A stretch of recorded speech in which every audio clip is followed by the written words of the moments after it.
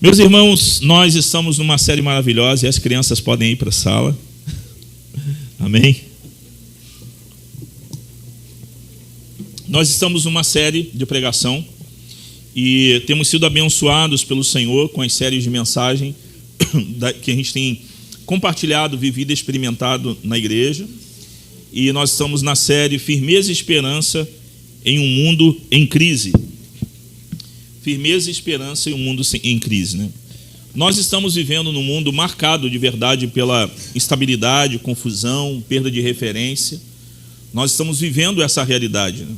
A verdade é questionada, muitos já nem sabem o que é verdade e estão relativizando tudo. Moralidade, tudo isso a gente acaba já não tendo um padrão. E essa série de mensagem tem como objetivo de mostrar para a gente o que existe um padrão, mostrar as defesas do Evangelho em relação àqueles que duvidam. E o texto que estamos usando, que é a carta de 2 Pedro, né, que foi escrita por uma igreja que enfrentava coisas que nós enfrentamos hoje em dia. Nós estamos em tempos difíceis, como esses irmãos estavam, porque tinham falsos mestres, palavras que eram distorcidas, a graça apresentada de forma equivocada, santidade afetada por causa dos falsos mestres, a volta de Jesus sendo zombada, as pessoas já não acreditavam e pregavam até contra, ensinando contra a volta de Jesus. E ao longo dessa série, e essa é a segunda mensagem dessa série, nós vamos ver que a igreja deve permanecer firme, lembrando da graça que recebeu, também crescendo no conhecimento de Cristo e permanecendo fundamentada na palavra do Senhor. As mentiras do tempo que estamos vivendo e as mentiras que resistiam e estavam naquele tempo, estão presentes hoje em dia e tenta arrancar, de certa forma, o olhar dos cristãos da volta de Jesus, da glória de Jesus, da eternidade, de algo que nós vamos experimentar. Então, essa série é para dar resposta e mostrar como que o Evangelho responde muitas coisas nessa realidade de crise social, crise na própria igreja evangélica, e mostrando que a nossa segurança não está em circunstâncias, não está em experiências, não está em arrepio, está na palavra do Senhor. Amém, irmãos? E hoje o tema é a rocha da palavra. Nós vamos falar sobre isso e quero compartilhar 3 coisas com vocês que vai ressaltar a importância de olharmos para a palavra, de entendermos a palavra, não simplesmente como livro antigo guardado nas nossas estantes ou qualquer outro lugar, no Salmo 91, para proteger a tua casa, mas nós vamos ver o que é de fato e de verdade essa palavra que é a rocha onde nós devemos estar fundamentados. Amém? Irmãos, o apóstolo Pedro está escrevendo essa segunda carta, provavelmente entre 64 e 68 depois de Cristo. Esse homem, nos primeiros versículos do capítulo 1, que nós vamos ler, versículo 12, você já pode deixar aberto a palavra de Deus, ele já deixa claro para os irmãos que a sua ida, de que a sua partida, de que a sua morte é breve, está logo ali, vai ser em breve. Ele não tem a data, ele não tem um dia, mas ele entende de que alguma coisa vai acontecer, a perseguição vai ficar mais ferrenha, então ele está próximo de morrer, próximo de partir. Esse homem que está na Ásia Menor, que é alguém que pregou a palavra, serviu a Deus com a sua vida, teve a sua experiência com Jesus, ele está ressaltando algumas coisas para essas pessoas, e a ideia dele aqui principal é relembrar as pessoas, trazer à memória coisas importantes, coisas já estabelecidas, principalmente sobre a palavra, a volta de Jesus. Nós vamos experimentar aqui coisas poderosas desse texto, e se eu fosse você, eu já ia lendo 1, 2, 3, 10 vezes durante a semana, e ele está, antes de compartilhar, antes de combater os falsos mestres ou erros bíblicos e teológicos do capítulo 2, que em breve nós vamos ver nas séries, né? Ele está dedicando esse capítulo 1 e os versículos que a gente vai ler para estabelecer aqui um alicerce absoluto, poderoso sobre a verdade, sobre a palavra de Deus como verdade. Então aqui nesse momento ele está tratando sobre a verdade absoluta, a memória apostólica e a inspiração divina das Escrituras. Essa conversa que ele vai ter, que ele teve com aquelas pessoas e vai ter com a gente hoje, né? Ele não vai se manifestar aqui, tá, irmãos? É através da palavra de Deus que ele vai conversar com a gente aqui nesse momento. Então, a partir do capítulo 1, a segunda carta de Pedro, se você já abriu, nós vamos ler alguns versículos aqui e eu quero que você deixe aberto do versículo 13 ao versículo 21. Amém? Também considero justo, enquanto estou neste tabernáculo, despertar essas lembranças em vocês.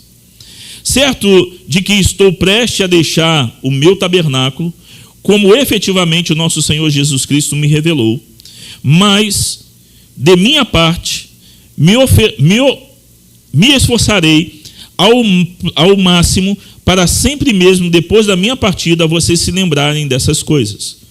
Porque não lhes demos a conhecer o poder e a vinda do nosso Senhor Jesus Cristo segundo fábulas engenhosamente inventadas.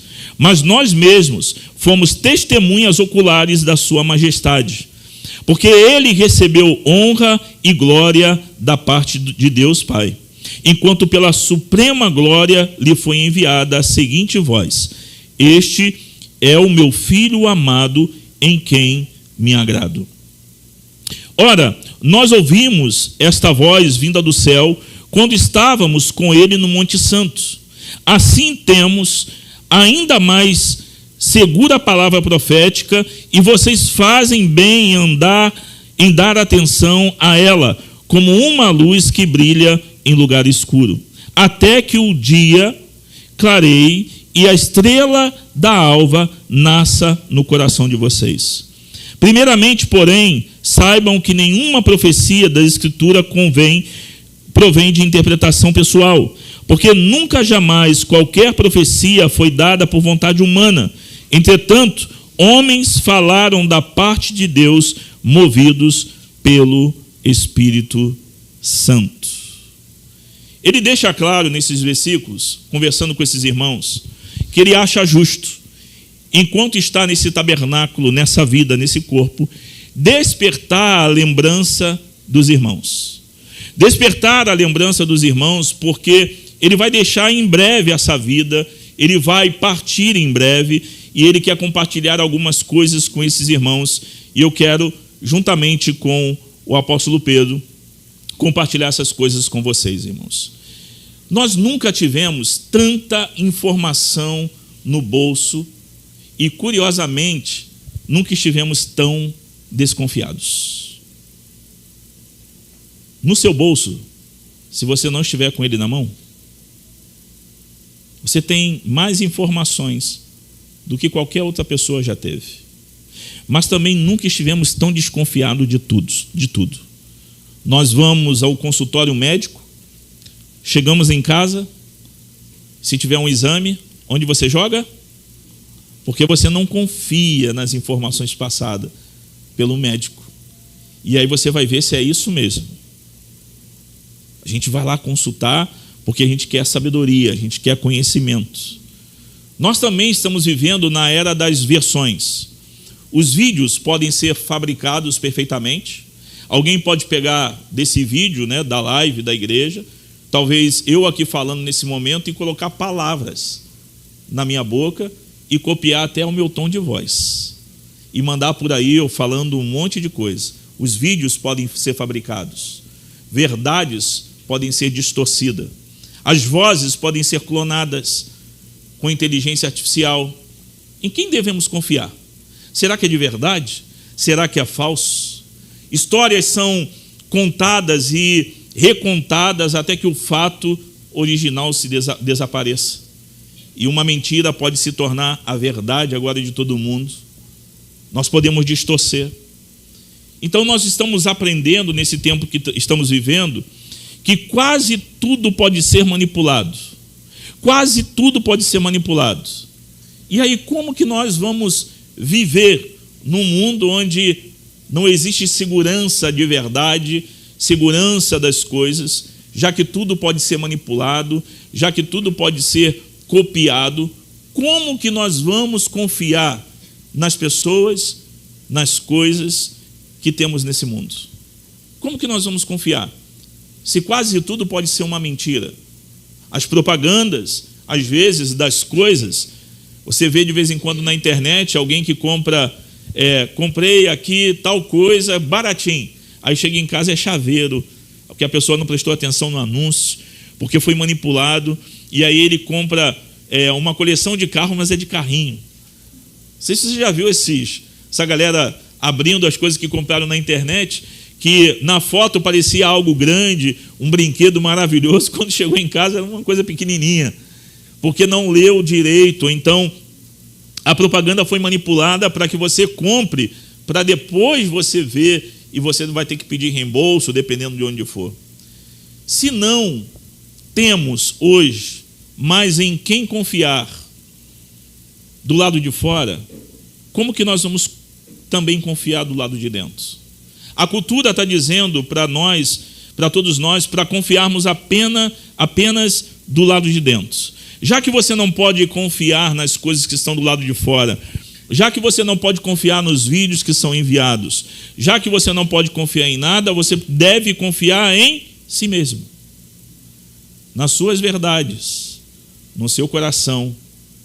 Você deve confiar na sua família, você deve confiar no seu coração. Isso é um problemão, porque na verdade estamos confiando em alguém que também não merece confiança, que é o nosso coração, que não merece confiança. Ou então a gente começa a viver a vida para experimentar aquilo que faz sentido para a gente. Ou então, se o teu coração não te condena, é de Deus, mas o coração é enganoso. Então, nem confiando na gente, nós encontramos verdade.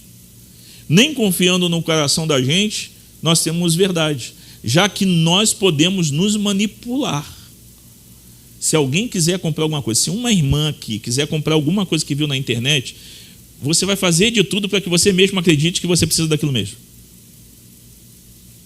Mas os irmãos também, quando quer trocar de carro, quando quer comprar alguma ferramenta, acaba mostrando para todo mundo que ele precisa muito daquela ferramenta, até ele comprar, e aí ele mesmo olhar e falar assim, eu acho que eu não precisava disso aqui não, porque está guardado ali, é porque queríamos. Se não dá para confiar no nosso próprio coração, que engana a gente, dizendo que precisamos de algumas coisas, e depois que a gente compra, a gente se arrepende, em quem que a gente vai confiar, irmãos? Em quem nós vamos confiar? Agora, essa ideia de confiar no coração, de confiar na experiência, de confiar no arrepio, de confiar de que você fez um voto de que se o tempo ficasse ruim, era de Deus de você fazer tal coisa, de que se a pessoa passasse 3 vezes no mesmo lugar, ou então você parar ali na esquina e falar assim, se passar 3 carros Versa, Nissan Versa, é porque é de Deus o que eu tenho que fazer. Vocês nunca fizeram isso, não? Eu já.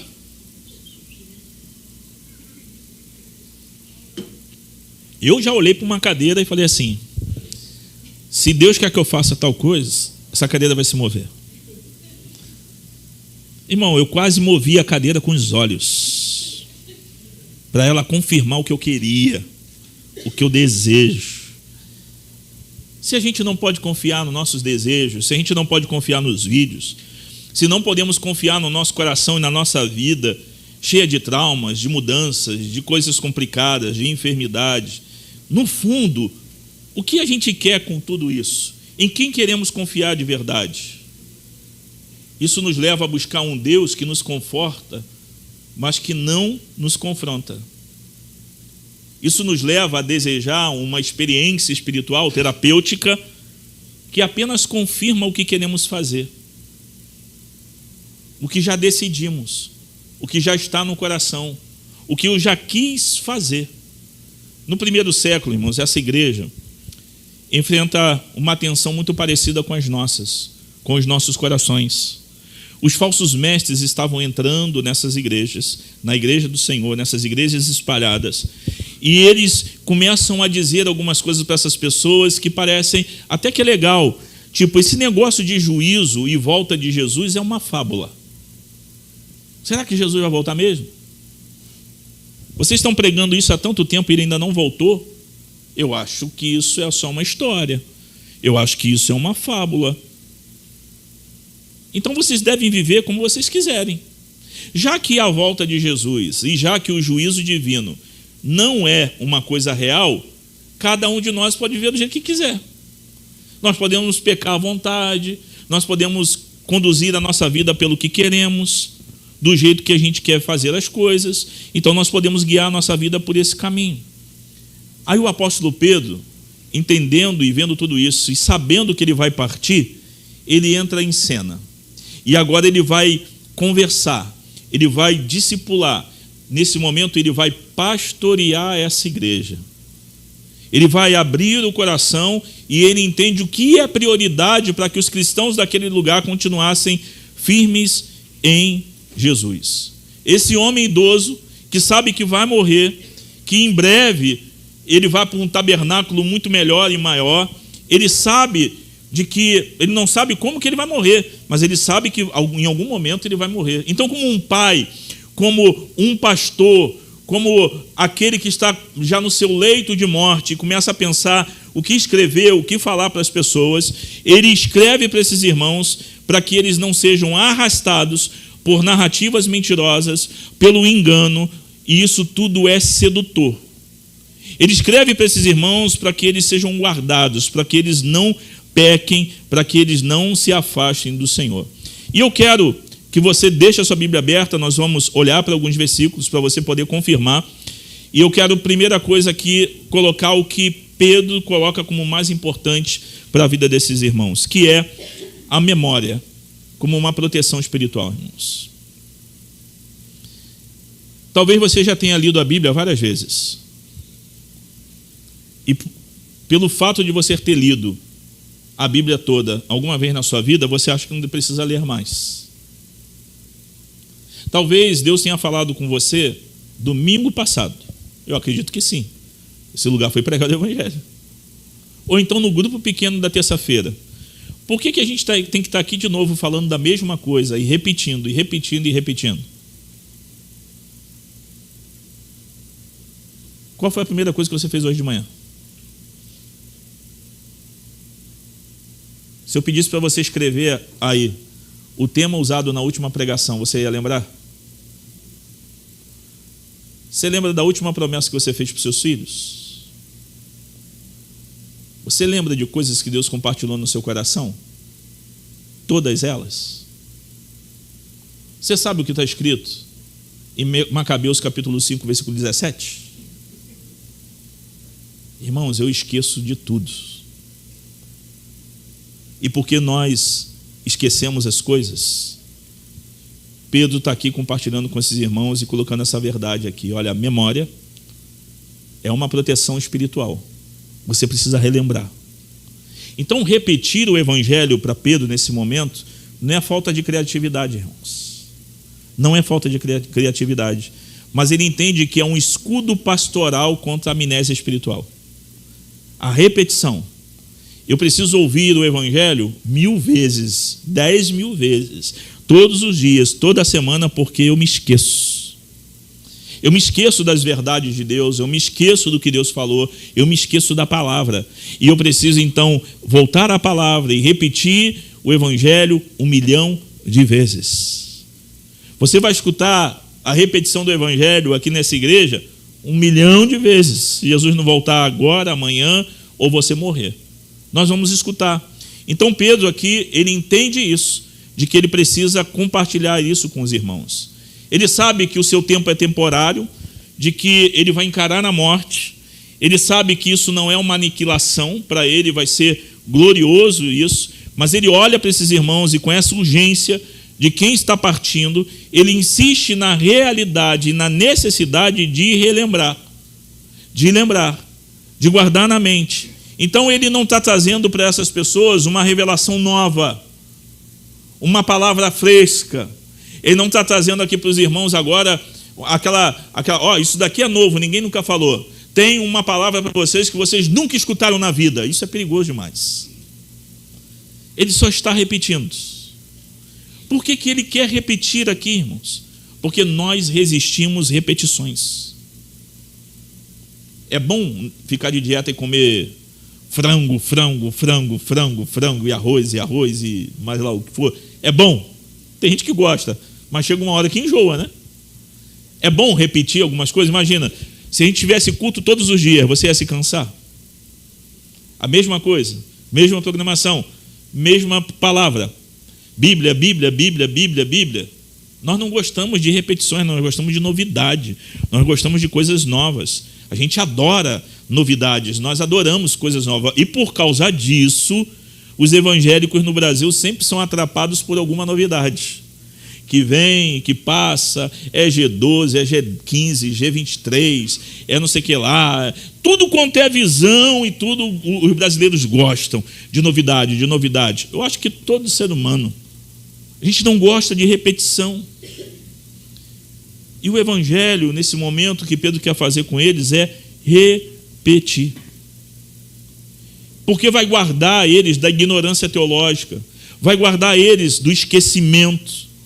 Então nós estamos vivendo nessa era do esquecimento, da distração. O nosso celular rouba o nosso tempo, o nosso Instagram, o nosso Facebook está roubando tudo, e aí nos esquecemos da verdade do evangelho todos os dias.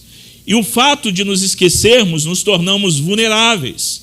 Estamos sempre perto do lobo, do leão, quase sendo devorado e acreditando nas inovações e nas narrativas sedutoras do diabo e do nosso coração.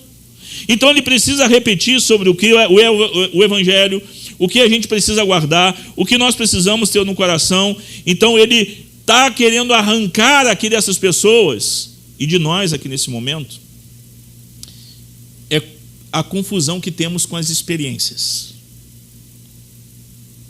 com inovações. A gente sempre confunde, irmãos, arrepios, experiências de monte, de consagração, com maturidade espiritual. A gente confunde. E aí pensamos que estamos maduros porque subimos um monte 3 vezes por dia, porque jejuamos 5 vezes na semana, porque vamos em todas as consagrações que tem em Campo Grande, e aí temos experiências a semana inteira, arrepio, profecia, revelação. Deus está falando. Só que, irmãos, isso não amadurece ninguém. Ninguém. Pedro está colocando algo aqui para esses irmãos, para eles lembrarem que Jesus deve ser a base da memória, nenhuma outra coisa. Jesus, o evangelho é a base da memória. Então, por causa disso, eu não vou me apegar em experiências terapêuticas, espirituais, como se tudo estivesse nisso, mas a gente precisa olhar para esse texto e entender que Cristo já nos deu tudo, Deus já nos deu tudo segundo a sua palavra, porque já está consumado, já está feito. Tudo o que precisamos está nas Escrituras Sagradas. Pedro está dizendo que ele vai deixar o tabernáculo, e nós temos o Cristo que veio até nós, o próprio tabernáculo, o próprio Deus vivendo entre nós como homem, vivendo entre nós, e ele foi morto, crucificado, ressuscitou dos mortos, e nós hoje temos a segurança de que nele nós vamos achar morada quando sairmos daqui, e ele é a base das nossas vidas. A gente canta uma canção, mas eu quero aqui te desanimar com algumas coisas. Nós também não precisamos buscar, irmãos, os segredos escondidos de Deus. Eu já fui o cara que ficava buscando os segredos escondidos de Deus. Eu já fiquei horas num versículo da Bíblia tentando achar o que estava por trás dele. Mas não era fazendo exegese. Não era fazendo uso da boa hermenêutica. Eu queria o que estava espiritualmente por trás que ninguém viu. Se você me conhecesse novo convertido, tu ia ver as coisas que eu já inventei. Se subentende que atrás desse texto, e tá. Mas, irmãos, Se Cristo é nosso tesouro verdadeiro, se eu não preciso procurar esses segredos escondidos de Deus, porque o tesouro já foi aberto em Cristo, eu já tenho os segredos revelados de Deus para a minha vida e eu vou poucas vezes no que já está revelado e fico buscando o que ainda não foi. A gente gosta dessas coisas. Eu preciso olhar para as Escrituras Sagradas e entender que eu devo de verdade desconfiar de ministérios, de líderes, de pastores que sempre estão prometendo uma revelação nova e fresca do Evangelho. Pedro só está trazendo à tona o que já é antigo. Não invente nada, não arrume mais nada. Não precise ficar buscando por aí essas coisas, porque você já tem o suficiente em Cristo Jesus e na sua palavra para ter uma vida sólida no Senhor e não ser enganado. Quando a gente olha, irmãos, para isso, e a gente entende que a igreja não muda e não amadurece correndo atrás de novidades espirituais, isso aqui é muito perigoso. Porque ela precisa ser constantemente relembrada pela palavra. A gente precisa olhar para isso e ter alguns cuidados no nosso coração, de verdade. Pedro está deixando claro: eu quero que vocês lembrem, eu quero que vocês relembrem, eu quero que vocês pensem, eu quero que vocês guardem isso. Eu estou indo, mas o que eu quero fazer aqui com vocês é despertar essas lembranças. Cristo é suficiente. A revelação através de Jesus já é suficiente. E vocês precisam relembrar. Meus irmãos, nós aceitamos algumas coisas vinda do mundo, de heresias, porque nos esquecemos. E eu estou levando em consideração que a gente pelo menos saiba de alguma coisa. Que a gente entenda alguma coisa do Evangelho. Que a gente tenha lido alguma coisa do Evangelho. Pedro está trazendo a memória deles porque é isso que a gente precisa, relembrar do Evangelho. Porque quando nos esquecemos do Evangelho, nós aceitamos qualquer coisa que venha como verdade para a gente. Acreditamos no coração, acreditamos no mundo, acreditamos no diabo, acreditamos que a nossa vida pode ser desassociada do Evangelho e viver uma vida dupla, onde aqui somos crentes, no grupo pequeno somos crentes, mas nós vivemos uma vida de ímpios, fazemos coisas de ímpios, gostamos de coisas de ímpios. A Bíblia está dizendo isso daqui para a gente lembrem. Eu preciso que vocês se lembrem do Evangelho. Lembrem-se que Jesus é o fundamento.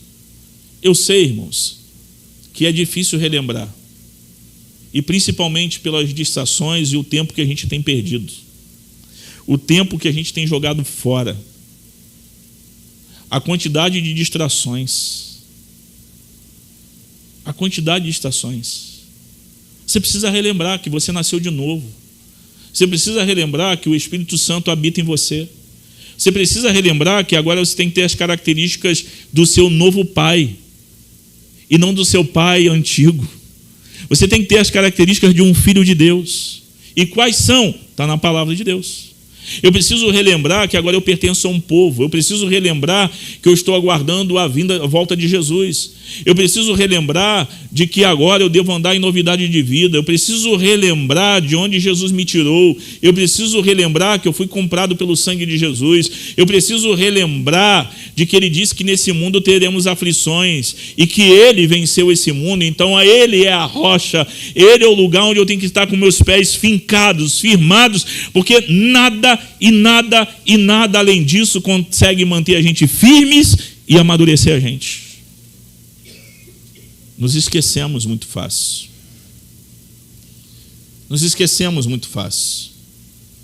E uma igreja que relembra a palavra e prega a palavra não costuma ser uma igreja muito legal. Porque é a mesma coisa todo domingo. A mesma coisa sempre. Toda hora tem que vir alguém e falar o Evangelho.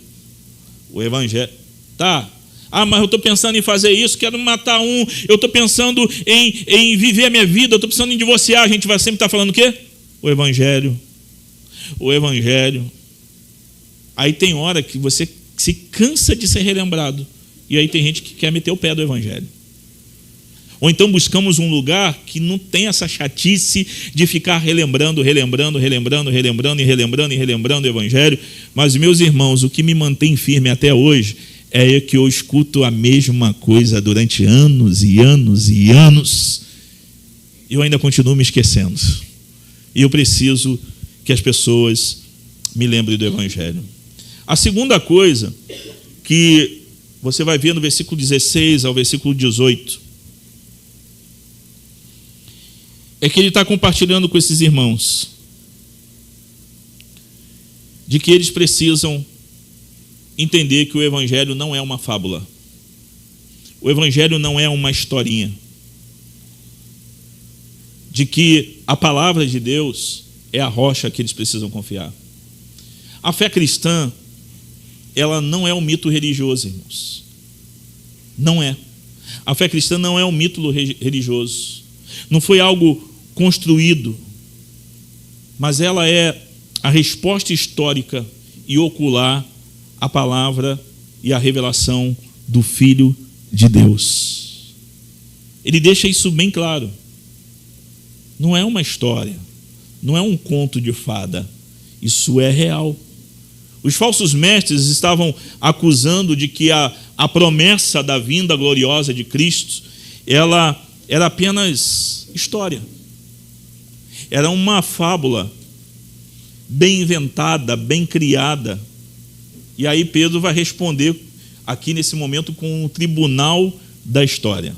Nós fomos testemunhas oculares. Meninos, eu vi. Eu vi.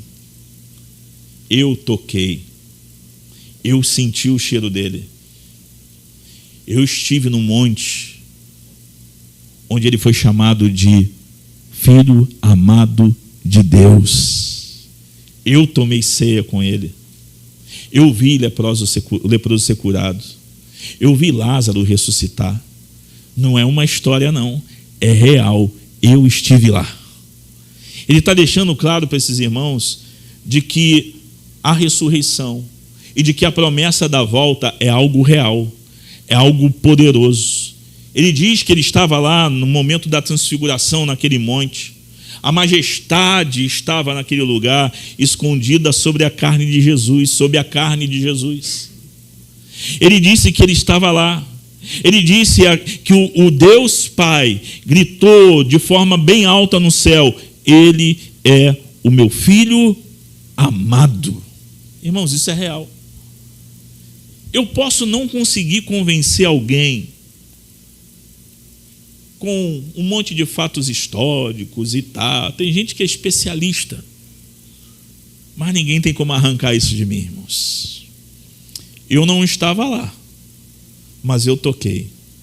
Eu experimentei. E para mim é muito real. Então a volta de Jesus, para mim é real. É realidade. A gente não gosta muitas vezes dessa realidade de que a palavra de Deus, historicamente, mostra que ela é a palavra de Deus. De que a palavra de Deus foi preservada por séculos e séculos e séculos. Que não foi inventada. Que não foi trazida por um homem que estava numa caverna e teve uma revelação e trouxe agora dizendo: essa aqui é a palavra de Deus. Deus disse, Deus soprou. Deus falou com os homens. Eles foram inspirados pelo próprio Deus para que a palavra de Deus estivesse conosco, com essa inspiração que não saiu de ninguém.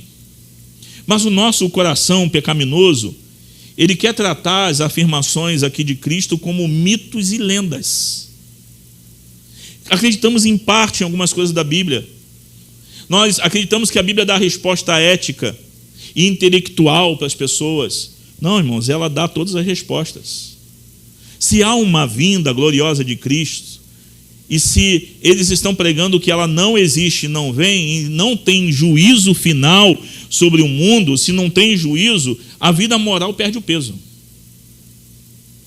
Se não tem volta de Jesus, se não existe juízo sobre os pecadores, então eu posso me casar com uma menina de 13 anos. Não acontece isso no Oriente? Na Ásia? Homens casam com meninas de 12 anos. Então tá bem, pô.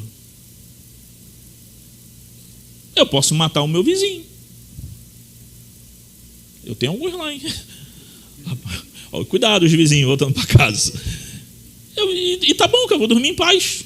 Não tem juízo, não tem volta nenhuma de Jesus, não tem tribunal, não vou prestar conta para ninguém. Então, não existe peso nenhum nisso. Eu posso viver do jeito que eu quero. Se eu rejeito a realidade do Cristo histórico, é uma manobra muito boa. Quando nós rejeitamos de que não foi real, quando as pessoas ignoram isso, é conveniente, porque eu posso satisfazer todos os meus apetites sexuais, as ganâncias do meu coração, o desejo de poder, sem ter que prestar conta para ninguém. Se não existe juízo, se não existe volta de Jesus, se a palavra de Deus é relativa, nem tudo que está aqui é palavra de Deus, se eu considero que algumas coisas aqui é a palavra de Deus, mas nem tudo é, eu posso viver a minha vida do jeito que eu quiser, fazer o que eu quero. E aí Pedro deixa claro para eles, gente, Jesus não é um filósofo galileu. Ele não é o cara para tu pegar os ensinos dele e agora ficar rico com isso. Ele não é aquele cara, gente boa, que ensina que o amor é tudo, simplesmente. Você deve amar, amar e amar. Jesus era amor. Ele nunca ia falar mal de alguém. Ele nunca ia expor o pecado de alguém. Jesus é amor. E o amor deve imperar no mundo. Mesmo que a gente esteja num grande show, em algum lugar, fumando baseado, tomando nossas cachaças e fazendo orgias, não tem problema. Tudo é amor e tudo deve ser com amor. Só que, irmãos, Jesus aqui, segundo Pedro, ele não é esse cara. Ele não é um coach. Ele não é um filósofo. Segundo Pedro, Jesus é o Rei eterno, glorioso, que o Pai validou ele, dizendo para ele de que ele é o seu Filho amado, que morre no lugar de gente rebelde, de gente que tenta ignorar o juízo de Deus, de gente que tenta falar que a palavra de Deus não é a palavra de Deus, não é a verdade de Deus. Ele vai sangrar e morrer por rebeldes. Pedro está deixando isso claro para eles. Irmãos, o cristianismo não convida a gente simplesmente para a gente andar de forma cega e caminhando por ele. Ele nos convida a pensar e a investigar. A Bíblia está disponível para todo mundo, os fatos históricos estão aí. Nós podemos investigar, isso não é falta de fé. Você pode correr atrás da informação para ver se é verdade. Você pode ir até lá. Mas se você é um cristão já por anos e anos e anos, você já deveria saber que isso é verdade. E viver como ela fosse e é a verdade para nossas vidas. Se Jesus é o Senhor da história, as afirmações dele têm autoridade absoluta sobre tudo. Casamento, dinheiro, juventude, vida sexual, sexualidade, tudo. Se ele é o rei da história, se ele é o Senhor da história, se ele morreu e ressuscitou e está vivo entre nós até hoje, se ele é o rei da história, então as coisas devem ser regidas por ele. De forma absoluta, soberana, ele dita as ordens para o nosso casamento, para a nossa vida inteira. Dinheiro, trabalho e tudo Se Ele é dono de tudo e se Ele é Senhor de tudo, segundo as Escrituras, então nós como cristãos devemos viver como se isso fosse verdade? Devemos viver porque é verdade. Irmãos, só existe uma forma. Se a gente quer viver numa vida saudável mesmo, de verdade. E se a gente quer viver uma vida profunda com o Senhor.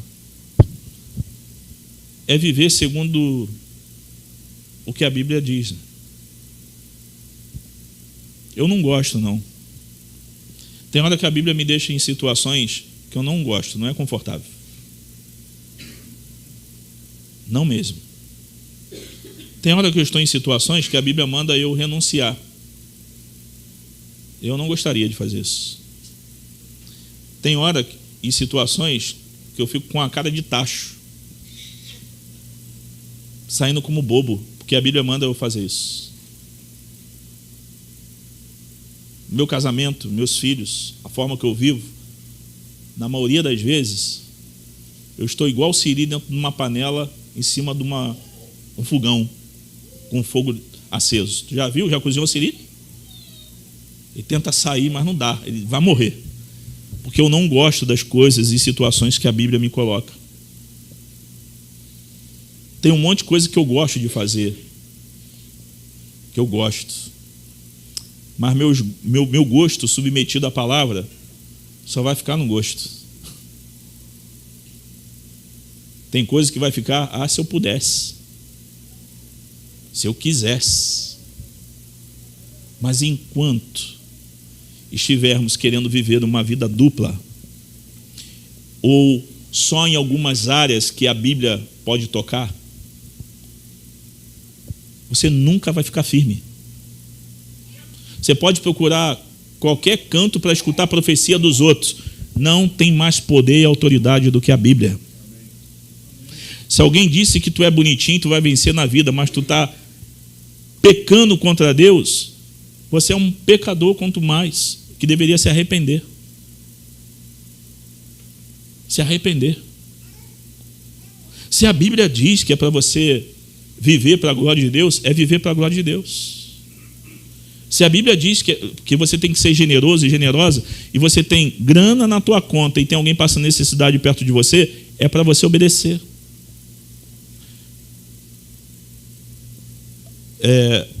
Tu sabe por que eu não maltrato o Spike? Por mim, o Spike já tinha metido o pé há muito tempo. O Spike é meu cachorro, tá? Não é meu, é das meninas da Michelle. Eles têm que dar banho e cuidar. Porque eu olho para ele e falo assim: miserável cão que não vai entrar no reino dos céus. Os cães não vão entrar. Eu tenho que cuidar de você porque a Bíblia diz. Sabia disso? Por mim, ele já está despejado há muito tempo. Eu olho para ele, ele sabe. Eu digo para ele: eu nunca te amei. Mas eu tenho que cuidar dele. É sério, irmãos. Tem hora que eu não quero fazer coisas, eu faço porque a Bíblia manda. Não é confortável, eu não queria fazer. Eu gostaria que a minha vida fosse mais privada, isolada. Eu não queria estar com 46 anos cansado, com cara de 60 anos. Mas a Bíblia manda eu cuidar dos outros. A Bíblia manda eu ser um cara que mantém a casa com uma boa hospitalidade. A Bíblia me orienta de que eu tenho que ficar andando mais uma milha com os outros, e toda hora alguém quer andar uma milha. A Bíblia fala que eu tenho que fazer isso. E eu ando uma milha sabendo que eu vou ficar com dor na coluna, dor na perna, mas o miserável quer andar uma milha, eu vou ter que andar 2 com ele. Tem hora que eu quero dar só a minha capa, mas a Bíblia manda dar também a túnica. Então leva tudo. Desaparece meu desejo, quero ficar tranquilo, em paz. Se você achar como fazer isso, você me ensina. Pedro está colocando aqui, irmãos, que isso é real. Isso muda a história. Isso deve ser aplicado na vida. Jesus, sim, viveu aqui como homem. Ele morreu, sim, no lugar dos pecadores. Ele ressuscitou dos mortos e nós devemos viver de modo digno do Evangelho para que ele seja honrado e glorificado e a nossa vida seja transformada. A vida não é transformada indo para monte, jejuando e orando. A vida é transformada pelo poder da palavra, do Espírito que muda nossas vidas em obediência à palavra. Não tem como ter novo nascimento a não ser que seja da água e do Espírito. É da palavra, é do Espírito, é Ele que faz essa mudança em nós. E o que Pedro quer fazer com esses irmãos é: meus irmãos, relembre, se fundamentem na palavra. Ela é a rocha para nossas vidas. Irmãos, Deus rasgou a história através de Jesus. Enviou o seu Filho. Eu não devo tratar Deus e nem a Bíblia como um consultor, igual nós fazemos com o ChatGPT, Gemini e um monte de coisa. Você vai lá e coloca: eu devo fazer isso? Segundo esse exame aí que eu estou colocando para você, GPT, eu morro em quanto tempo? Quanto tempo que eu vou durar? E a gente também faz o quê? Eu tenho que saber se eu saio do emprego ou fico com o emprego. Senhor,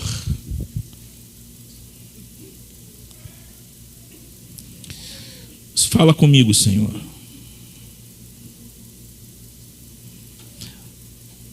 Ande logo e saia imediatamente de Jerusalém, porque não aceitarão seus testemunhos a meu respeito. Então é para sair. Está escrito aqui mesmo, estou lendo aqui mesmo. Atos 12, versículo 18. Deus acabou de confirmar. Meu Deus. Você faz isso também? Mas se for mais preguiçoso, tem um profeta lá em Senador Camará. Se você for lá tomar um café com ele, ele vai revelar tudo. Irmão, só lembrando, aqui a gente acredita nos dons, tá? Eu acredito em todos eles. Nós oramos para que Deus dê os dons à igreja, mas não é os dons que guia a gente, não. É a palavra de Deus. Até para saber se o dom é de Deus, é pela palavra de Deus. E eu também não estou fazendo chacota com eles. Eu só estou mostrando o nosso coração, como nós somos. Nós gostamos de ser guiados por essas coisas, por conselho de gente, conselhos de ímpios, conselhos de amigas ímpias, de amigos ímpios. Você acha tudo bonito e vai andando até se perder, até se arrebentar todo, porque não ouviu a palavra de Deus, e aí está ouvindo as narrativas da serpente outra vez. Mas o que muda a gente é que a palavra, é que o Evangelho não é uma fábula, é a verdade de Deus sobre todas as mentiras desse mundo. E a gente precisa andar por ela. Terceira coisa, irmãos, é a luz firme da palavra que ele coloca aqui. Versículo 19 e versículo 21. As Escrituras, ela é divinamente inspirada. Ela é uma autoridade superior a qualquer experiência humana. A qualquer experiência humana. Eu já sapateei no poder de quebrar piso da igreja, mas não me sustentou. De diabo a qualquer outra coisa, já tive visão de um monte de coisa, mas não me sustentava. Revelação, profecia, visão. E Deus me dá, esses dons estão na minha vida até hoje. Deus me deu maturidade. Mas sabe o que pegava? Era ter visão. Era expulsar demônio, era entregar revelação, profecia, mas a vida não mudar. E eu ficava: até quando eu vou ficar lutando com esses pecados? Agora todo mundo me vê como um profeta, mas ninguém conhece meu coração. Eu ainda sou escravo disso, e disso, e disso, e disso. Como que eu faço, Senhor? E aí eu comecei a orar pedindo: traga a luz ao meu coração. Traga a luz à minha vida, como eu preciso ficar firme. Pedro narrou aqui, irmão, a maior experiência espiritual dele. Ele estava lá no lugar onde ele ouviu a voz de Deus falando com Jesus. Ele estava na transfiguração. Ele viu a ressurreição. Ele viu Jesus depois da ressurreição.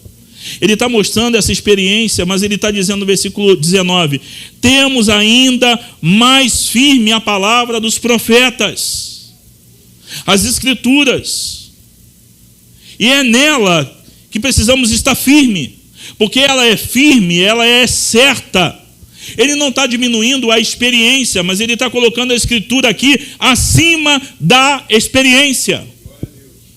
A palavra de Deus acima da experiência. Por quê? Porque as Escrituras não foi gerada pela imaginação humana, foi Deus soprando, falando a sua palavra. Homens falaram da parte de Deus porque foram movidos pelo Espírito Santo como uma vela de um navio impulsionado pelo vento. Foi ele que inspirou, foi ele que falou. A palavra de Deus, irmãos, é a luz para nossas vidas. É ela que ilumina os nossos pés e é ela que ilumina o nosso coração por dentro. Quando Davi fala: vê se há em mim algum caminho mau, no meu mundo de Bob, na minha oração, usando a oração de Davi, é como se um holofote se acendesse dentro de mim.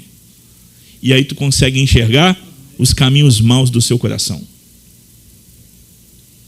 Você fica exposto. E agora tu não tem como dizer: eu não estou sujo, eu sou limpinho. Não. Tudo está sendo exposto.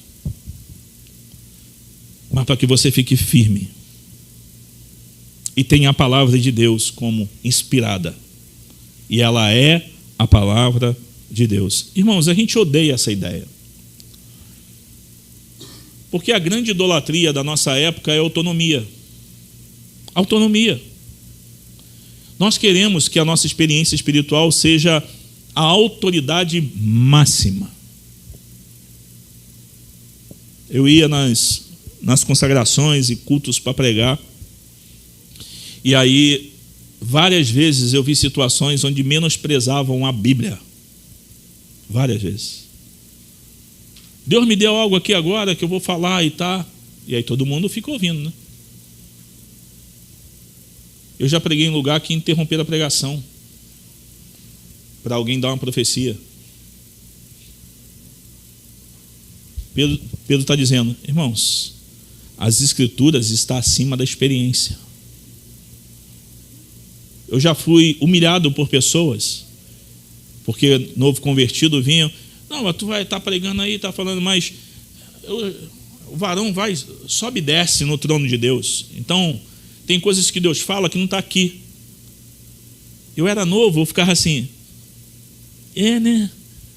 Se fosse hoje, sai daqui então. Se não está aqui, vá para o inferno. Se eu não posso avaliar pela palavra, então, e aí? É autoridade maior do que a Bíblia também? É a Bíblia, irmãos. É a Bíblia como autoridade. A gente odeia essa ideia por causa da autonomia. A gente quer ter autonomia. Nós queremos que a nossa experiência valide, que seja autoridade sobre as nossas vidas. Você recebeu, teve uma experiência em 1975 e acha que ela está valendo até hoje. Meu irmão, no Evangelho é novidade de vida, experiências novas com o Senhor todos os dias, validado pela palavra dele. A gente, às vezes, fica lendo os versículos isolados.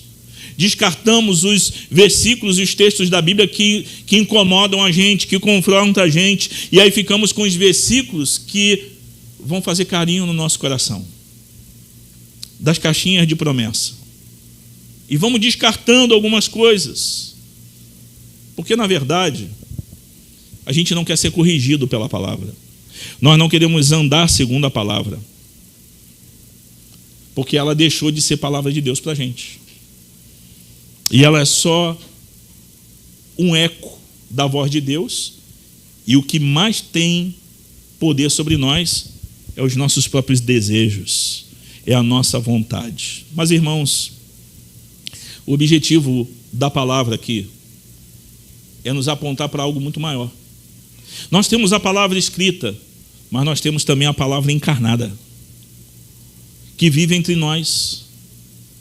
E ele está aqui descrevendo como essa lâmpada brilhando no lugar escuro, até como o dia clareie, até a estrela da alva nasça, até que venha até nós. Cristo é essa iluminação para o nosso coração, é essa revelação no nosso coração. A inspiração do Espírito Santo nos garantiu um livro sem erros, para que fôssemos conduzidos sem tropeço por ele, e também um Salvador, que o livro está apontando para ele. Ele está sobre nós e ele nos deu um norte que é inabalável. A palavra de Deus, nada pode se abalar se estiver firmado na palavra. Irmãos, aí é por isso que às vezes nosso casamento está um desastre. Porque está fundamentado em quê? É por isso que às vezes você, como um jovem, está parecendo um coringa.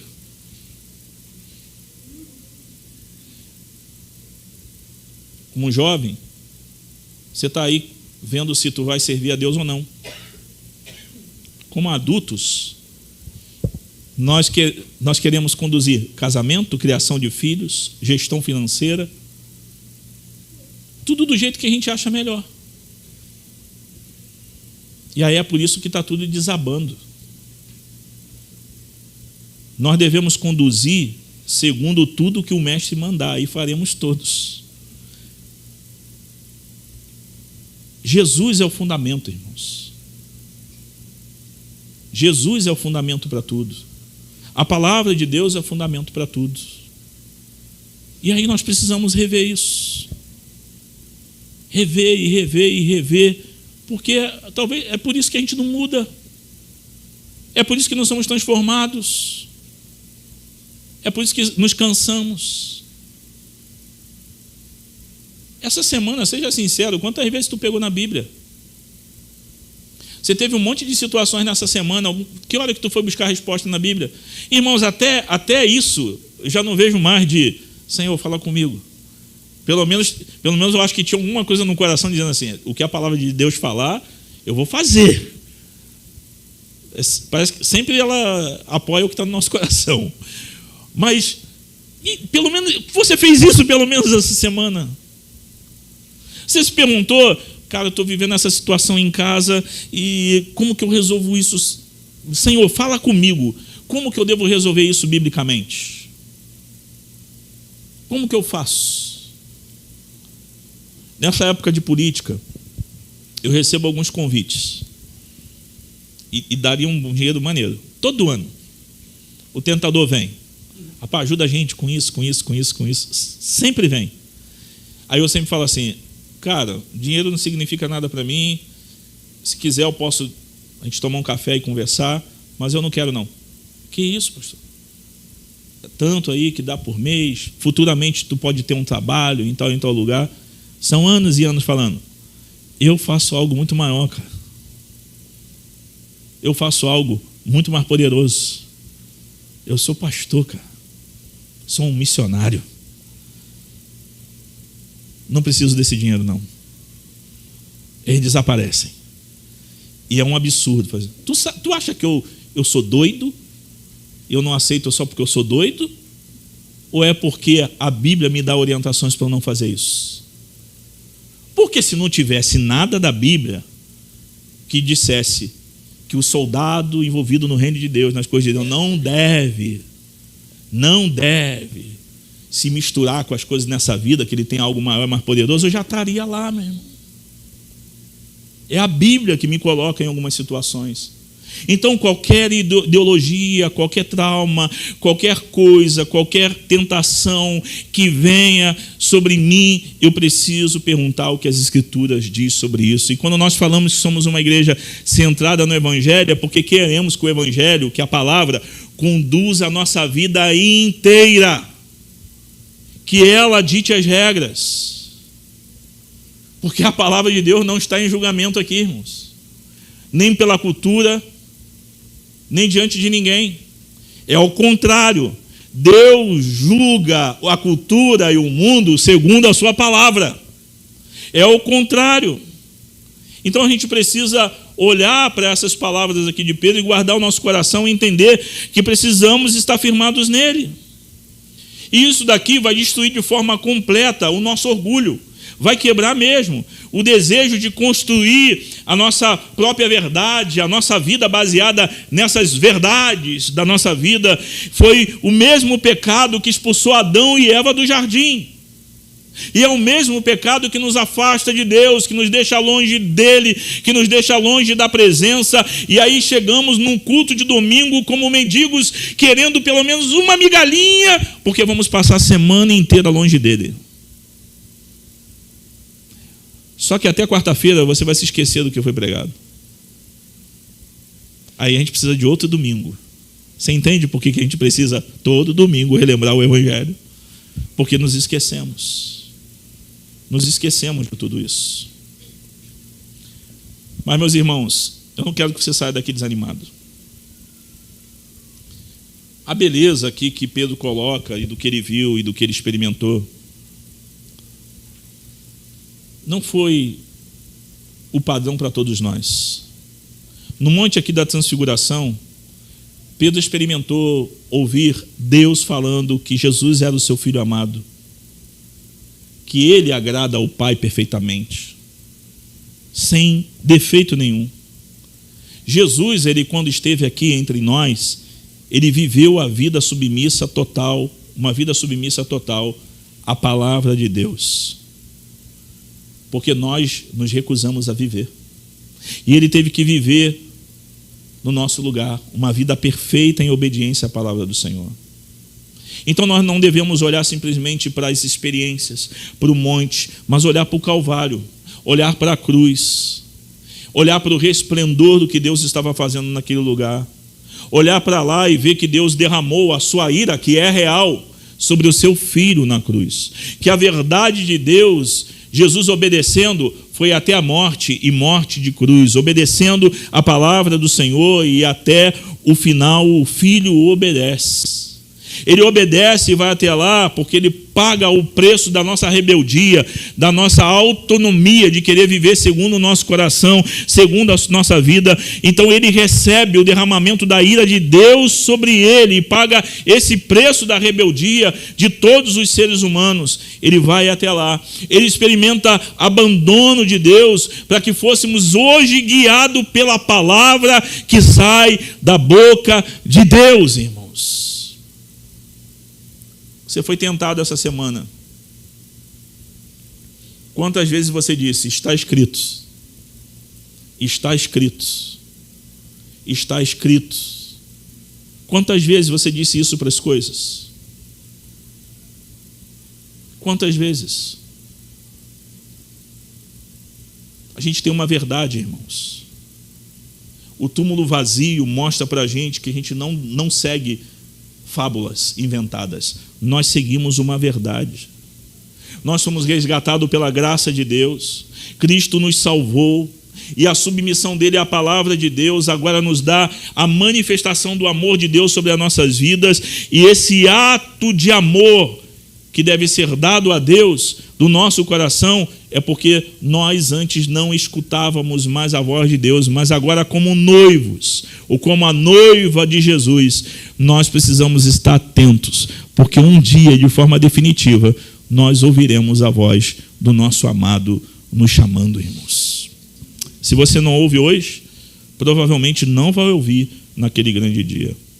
E ele é infinitamente melhor do que todos os refúgios mentirosos, do que todas as narrativas que construímos, de todas as opiniões que o mundo tem sobre vida, sobre casamento, sobre a história, sobre a ciência, sobre tudo. Ele tem a palavra sobre tudo isso, e ele nos dá a sua palavra sem que a gente perca a nossa liberdade em Jesus, que nos libertou do pecado. Então é nele que encontramos caminho para a nossa vida, para o nosso casamento, para o nosso trabalho, e em mais ninguém. É nele. A gente está num mundo, irmãos, afogado aí, de opiniões, de sugestões, de narrativas fabricadas. Você vai ligar a televisão e vai ver tudo isso lá. Você vai ligar o teu Instagram e ele vai dizer um monte de coisa para você. Mas você não precisa acreditar nessas narrativas. São temporárias, não vão te levar para lugar nenhum. E na primeira tempestade, você vai cair. Você vai quebrar. Na primeira tentação, você vai cair. Você vai quebrar. Mas Pedro está dizendo para esses irmãos que existe uma rocha. Existe uma lâmpada que brilha em qualquer lugar escuro. E é a palavra de Deus soprada pelo Espírito. Meus irmãos, na escuridão que vemos aí no mundo, no meio de tantas coisas assim, nós temos uma rocha e nós temos uma verdade. Não existe verdade, existe uma verdade. Existe uma verdade. E Jesus disse que Ele é a verdade. A verdade sobre a vida, a verdade sobre o mundo, a resposta de quem somos, de onde viemos, para onde estamos indo. Ele é a verdade sobre tudo. Agora, se você não acredita na palavra de Deus, então você pode acreditar nas verdades que você quiser. Mas os crentes deveriam acreditar na palavra de Deus. A gente está nesse momento, irmãos, indo para o final. Mas a gente precisa sair daqui e parar de tentar descobrir verdades, novidades, novas coisas. As antigas promessas estão disponíveis para todos. Mas vamos ser sinceros, às vezes ela está mofando na prateleira da casa da gente.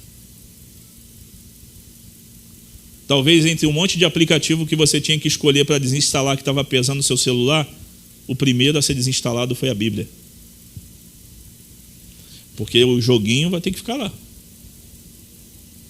Instagram? Duvido o TikTok arrancar. Mas é a Bíblia. O primeiro aplicativo a ser tirado. Porque de verdade, irmão, com um monte de outras verdades, essa vai ser sempre a que a gente vai tentar ocultar.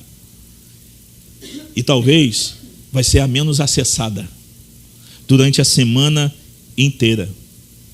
Mas a gente precisa sair daqui definido de que ela é a rocha da nossa vida. De que eu vou sair daqui lendo essa palavra. Eu não vou procurar mais as vozes do mundo. Eu vou ficar com o meu coração na palavra de Deus. Então, quando bater o vento forte, quando chegar a tempestade, a minha casa não está fundamentada na areia. Ela está na rocha, que é Cristo e a sua palavra. Então, pode chegar tufão, vento forte, o que for, eu não serei abalado.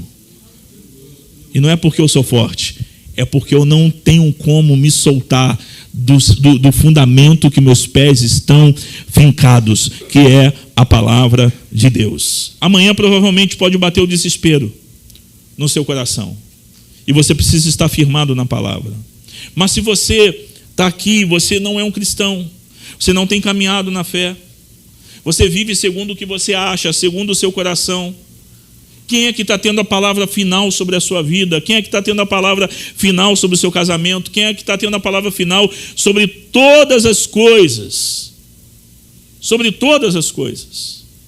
Talvez você diga que é você e você não está percebendo as vozes que estão falando no seu ouvido.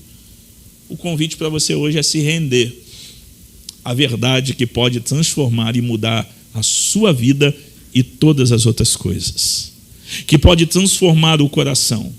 E essa palavra é de confiança, porque existe evidências suficientes para você buscar, para comprovar que ela é a palavra de Deus para nossas vidas.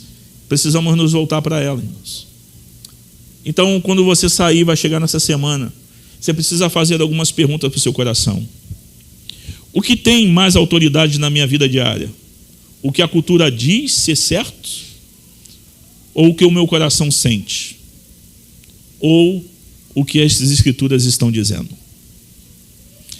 Eu tenho usado a Bíblia para ser transformado ou apenas leio de forma seletiva para confirmar o que eu já acredito? Como que nós tratamos isso? Se você quiser, se comprometa a ler essa carta que nós estamos usando na série, para que o seu coração seja transformado por ele. Irmãos, eu não tenho nada novo para trazer para vocês.